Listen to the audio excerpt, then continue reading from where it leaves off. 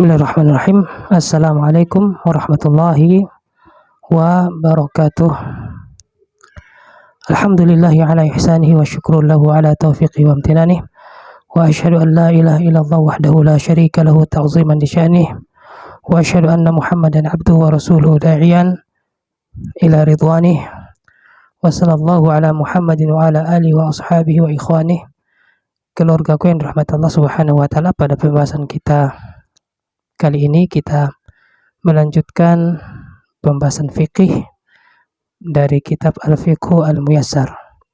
Kita sudah bahas pada rekaman yang lalu tentang hukum taharah dan air ya.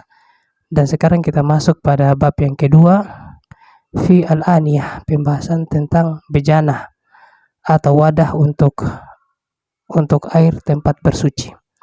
Kita bahas tentang bejana yang digunakan untuk bersuci. Wa fihi iddatu masail, dan padanya ada beberapa permasalahan yang akan dibahas. Yang pertama tentang ta'rif atau definisi bejana atau al-aniyah. Apakah bejana itu? Nah, kita bacakan, al-aniyatu hiya al-aw'iyatu allati yuhfadhu fiha al-ma'u wa ghairuh. Bejana adalah apa-apa yang digunakan atau wadah yang digunakan untuk dipakai, dituangkan atau ditampung di dalamnya ya, atau dijaga padanya air ya, atau selain air atau selain air. Tapi yang kita maksudkan di sini adalah untuk air untuk bersuci, sawa'un kanat minal hadid atau min ghairihi. Apakah itu bahannya dari besi atau dari selainnya. Wal aslu fiha al-ibahatu. Maka hukum asal menggunakannya ya, wadah atau bejana ini baik dari besi ataupun dari apa, itu hukumnya adalah boleh ya, hukum asalnya adalah boleh. Liqaulihi ta'ala, karena Allah Subhanahu wa taala berfirman dalam surat Al-Baqarah ayat 29, huwallazi khalaqakum ma fil ardi jami'a. Dialah Allah yang telah menciptakan segala sesuatu, yang telah menciptakan segala sesuatu di muka bumi ini untuk kalian. Nah, keluargaku yang dirahmati Allah Subhanahu wa taala, masalah yang pertama yang menjadi pembicaraan di sini adalah isti'malu al-aniyati dhahabi wal fiddati wa ghairihima fi at-taharah.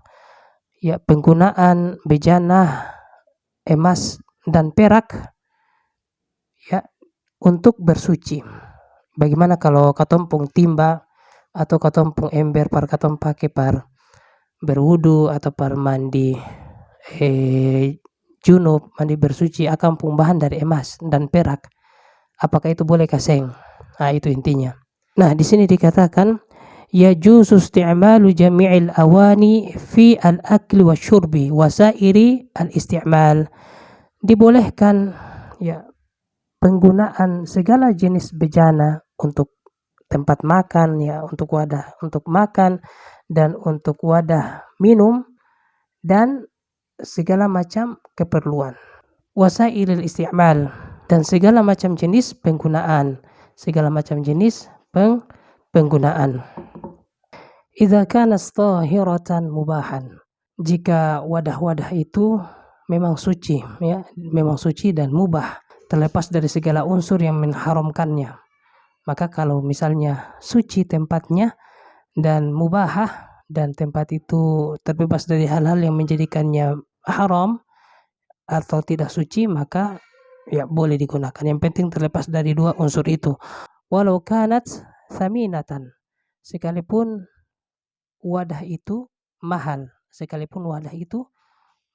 maka tidak apa-apa menggunakannya untuk keperluan makan dan minum. Dibaqaiha 'alal asli wa huwa al-ibah, karena memang hukum asalnya adalah boleh. Hukum asalnya segala macam bejana itu ya adalah boleh. Nah, ini ma'ada aniyat adz-dzahabi wal fiddah, kecuali ada pengecualiannya di sini, kecuali bejana yang terbuat dari emas dan perak. kecuali bejana yang terbuat dari emas dan perak. Berarti menggunakan emas dan perak ini ya sebagai bejana tidak boleh. Tetapi sebagai bejana apa? Ya, apakah tidak boleh untuk semua keperluan atau hanya untuk makan dan minum saja? Kita lihat. Fa innahu yuhramu al-aklu wa asyurbu fihima khassah. Khassah. Nah, menggunakan bejana yang dari emas dan dari perak itu yuhramu diharamkan untuk keperluan makan ya. Kalau katong jadikan kalau katong pun piring makan dari emas itu boleh. Katong pun galas dari emas itu boleh lah. Ya, khasah. Untuk makan dan minum boleh katong pun wadah itu dari emas. Tidak boleh wadah kita gunakan itu dari emas untuk keperluan makan dan minum. Duna sairil isti'mal ya. Selain dari keperluan yang lain. Maksudnya selain makan dan minum itu boleh. Di qaulihi sallallahu alaihi wasallam, karena Nabi sallallahu alaihi wasallam bersabda, la tashrabu fi aniyati dhahabi wal fiddati wa la ta'kulu fi sihafiha fa innaha lahum fid dunya wa lakum fil akhirah. Ya, karena Nabi sallallahu alaihi wasallam bersabda, janganlah kalian meminum dari bejana emas atau dari galas-galas emas dan perak. Wala ta'kulu fi sihafiha, dan jangan kalian makan ya dengan bejana-bejana dari emas. Karena fa innaha lahum, karena itu semua untuk orang-orang kafir di dunia ini. Walakum fil akhirah, dan untuk kalian di akhirat.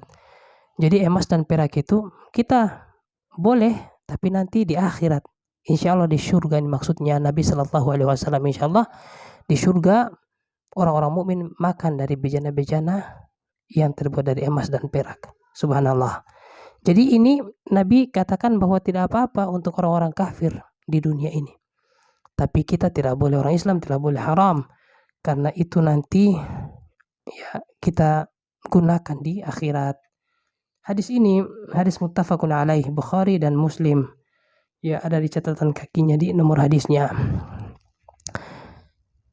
Kemudian waqaluhu, dan sabda Nabi sallallahu alaihi wasallam juga, alladzi yashrabu fi aniyatil fiddah innama yujarjiru fi batnihi nara jahannam. Siapa yang meminum dari wadah perak atau emas, siapa yang minum, misalnya dia pun galas atau dia pun wadah minum itu terbuat dari emas dan perak, maka itu sama dengan dia menuangkan di dalam perutnya api neraka jahanam. Hadis muttafaqun alaihi, Bukhari dan Muslim. Fahadha nassun ala tahrimi al-akli wa syurbi duna sairil isti'mal. Pengharaman ini menunjukkan ya haramnya makan dan minum dengan menggunakan wadah dari emas dan perak ya, namun bukan pada selainnya. Artinya digunakan pada keperluan yang lain boleh.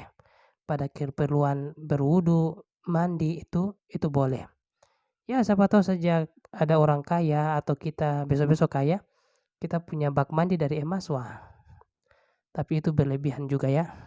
Fadalla ala jawaz isti'maliha fi at-taharah. Menunjukkan bolehnya menggunakan bahan emas dan perak pada wadah tempat bersuci kita, baik itu berwudu ataupun tempat mandi. Kemudian wannahyu amun yatanawalul ina'a al-khalisa au al-mumawwah. Larangan ini berlaku umum. Apakah itu misalnya piringnya atau wadah untuk makan itu adalah seluruhnya 100% terbuat dari emas, ataupun dia bercampur. Tidak semua emas, misalnya 30%-nya itu piring dari emas, atau 30%-nya atau 10%-nya dari emas atau perak. Nah, tetap haram. Kalau ada bagiannya dari emas itu tetap haram. Au ladzi fihi syai'un minadz-dzahabi wal fiddah. Apapun wadah yang digunakan untuk makan dan minum, kalau ada sedikit berbahan dari emas atau perak, maka itu haram, maka itu dikenakan hukum tahrim. keluargaku yang dirahmati Allah Subhanahu wa taala, sampai di sini dulu taklim kita. Mudah-mudahan ada faedahnya. Subhanakallahumma wa bihamdika asyhadu an la ilaha illa anta astaghfiruka wa atubu ilaik. Assalamualaikum warahmatullahi wabarakatuh.